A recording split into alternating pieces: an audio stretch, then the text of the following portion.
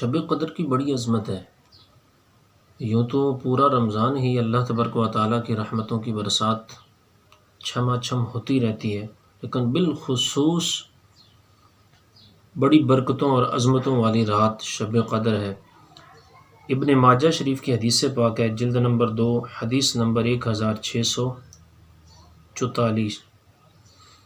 پیارے آقا صلی اللہ تعالیٰ علیہ وآلہ وسلم نے ارشاد فرمایا، ان ھذا الشہر قد حضرکم، فرمایا تمہارے پاس ایک مہینہ آیا ہے،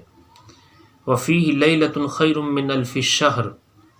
جس میں ایک رات ایسی ہے جو 1000 مہینوں سے بہتر ہے، خیر من الف شہر، 1000 مہینوں سے بہتر ہے۔ من حرمھا فقد حرم الخیر کلہ، فرمایا جو شخص اس رات سے محروم رہ گیا گویا وہ تمام کی تمام خیر یعنی بھلائی سے محروم رہ گیا۔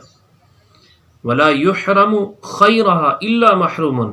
اور فرمایا اور اس کی خیر سے محروم نہیں رہتا مگر وہ شخص جو حقیقتاً محروم ہے۔ پیارے بھائیو، اس حدیث پاک میں جہاں رمضان المبارک کی عظمتوں کا ذکر ہے تو اس کے ساتھ ساتھ لیلۃ القدر کی اہمیت کا بھی بیان ہوا کہ جو شخص اس رات میں خیر سے محروم ہو جائے تو وہ حقیقت میں محروم ہے۔ اس حدیث پاک کے تحت اس کی شرح میں مرقات المفاتیح میں علامہ ملا علی قاری رحمۃ اللہ تعالی علیہ لکھتے ہیں، یعنی شب قدر کی خیر یہ ہے کہ عبادت کی توفیق مل جانا اور اس رات کے کچھ ہی حصے میں قیام کی سعادت پا لینا، یہ خیر ہے۔ یعنی ایسا شخص جس کو یہ توفیق مل جائے اس کو خیر مل گئی، اور اس کی بھلائیوں سے محروم ہونا اس کے لیے ہے جس کے لیے سعادت میں حصہ نہ ہو اور نہ ہی اسے عبادت کا ذوق نصیب ہو۔ اور اسی حدیث پاک کے تحت حکیم الامت مفتی احمد یار خان نعیمی رحمۃ اللہ تعالی علیہ لکھتے ہیں، جس نے یہ رات گناہوں میں گزاری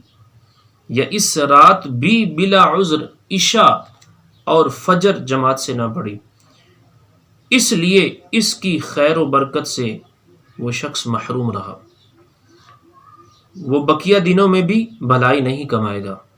اور فرماتے ہیں شب قدر میں عبادتوں کی 3 قسمیں ہیں، جن میں سے آخری قسم یہ ہے کہ عشاء و فجر کا جماعت سے ادا کرنا، یعنی اس رات عشاء بھی جماعت کے ساتھ ادا کرنا اور فجر بھی، جس نے یہ بھی نہ کیا واقعی وہ بڑا محروم ہے۔ مزید لکھتے ہیں کہ اس رات کی عبادت میں مشقت نہایت ہی کم ہے اور ثواب بہت ہی زیادہ ہے، تو جو اتنی سی محنت بھی نہ کر سکے وہ پورا ہی محروم اور بد نصیب ہے۔ شب قدر کون سی رات ہے؟ کیونکہ احادیث میں شب قدر کے حوالے سے یہ حکم فرمایا گیا ہے کہ آخری عشرے میں، رمضان کا جو آخری عشرہ ہے اس کی طاق راتوں میں اسے تلاش کرو، اس کی ترغیب احادیث میں موجود ہے۔ اگرچہ اکابر علماء فقہا کے اقوال مختلف ہیں مگر اکثریت اور جمہور کی رائے یہی ہے کہ لیلۃ القدر جو ہے، شب قدر جو ہے، یہ رمضان کی 27ویں شب ہے۔ تو اس کے حوالے سے فتح الباری اسی حدیث پاک کے تحت فتح الباری شریف میں علامہ ابن حجر اسقلانی رحمۃ اللہ تعالی علیہ لکھتے ہیں کہ جمہور علماء 27ویں شب کو لیلۃ القدر کہتے ہیں، یعنی رمضان کی جو 27ویں شب ہے اس کو لیلۃ القدر کہتے ہیں۔ فرماتے ہیں کہ حضرت عبداللہ ابن عباس رضی اللہ تعالی عنہما فرماتے ہیں کہ اللہ تعالیٰ کا پسندیدہ عدد طاق ہے، اور طاق اعداد میں 7 کا عدد زیادہ پسندیدہ ہے، کیونکہ اللہ تعالیٰ نے 7 زمینیں اور 7 آسمان بنائے، 7 اعضاء پر سجدہ کرنے کا حکم دیا گیا، طواف کے 7 پھیرے مقرر کیے، ہفتے کے 7 دن بنائے، اور جب یہ ثابت ہو گیا کہ 7 کا عدد بہت زیادہ پسندیدہ ہے تو پھر یہ رات رمضان کے آخری عشرے کی 7ویں رات ہونی چاہیے۔ اور پیارے بھائیوں، کچھ لوگ ایسے بھی ہیں کہ یہ رات اتنی برکت والی، اتنی عظمتوں والی، فرمایا گیا وفیہ لیلۃ خیر من الف شہر، یہ 1000 مہینوں سے بہتر ہے، اتنی اس میں اللہ تبارک و تعالیٰ اپنے بندوں کے اوپر رحمت فرماتا ہے، لیکن کچھ لوگ ایسے بھی ہیں، شعب الایمان کی حدیث پاک ہے، جلد نمبر 3 صفحہ نمبر 336، حدیث پاک 3695، کہ جو اس رات میں بھی اللہ کی رحمتوں اور برکتوں سے محروم رہتے ہیں، اس رات میں بھی جن کے اوپر بخشش کا دروازہ جو ہے وہ بند ہوتا ہے اور وہ محروم افراد ہیں۔ حدیث پاک میں فرمایا گیا وہ کون کون سے ہیں؟ نمبر 1 شراب کا عادی، نمبر 2 والدین کا نافرمان،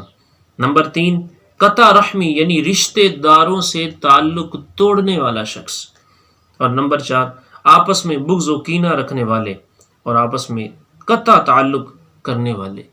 میرے پیارے اور محترم عاشقان رسول، اس سے پہلے کہ لیلۃ القدر آ جائے، یہ عظیم رات ہمارے درمیان ہو، ہمیں اس سے پہلے ہی اگر کئی بھائیوں میں یہ عادات موجود ہیں تو انہیں تو سچی توبہ کر لینی چاہیے۔ شراب کے عادی کو بھی توبہ کر لینی چاہیے، رب کی ناراضگی ہے اس میں، اللہ کے رسول کی ناراضگی ہے، والدین کی نافرمانی سے بھی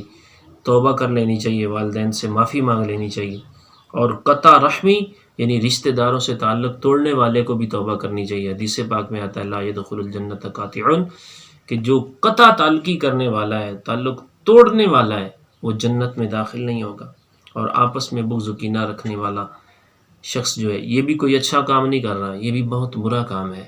تو اس سے بھی ہمیں باز آ جانا چاہیے۔ تو انشاءاللہ اللہ تبارک و تعالیٰ کی بارگاہ میں دعا کرتے ہیں کہ اللہ تعالیٰ ہمیں شب قدر عبادت میں گزارنے کی اور خوب خوب اپنی بارگاہ میں گریہ زاری کرنے کی توفیق نصیب فرمائے۔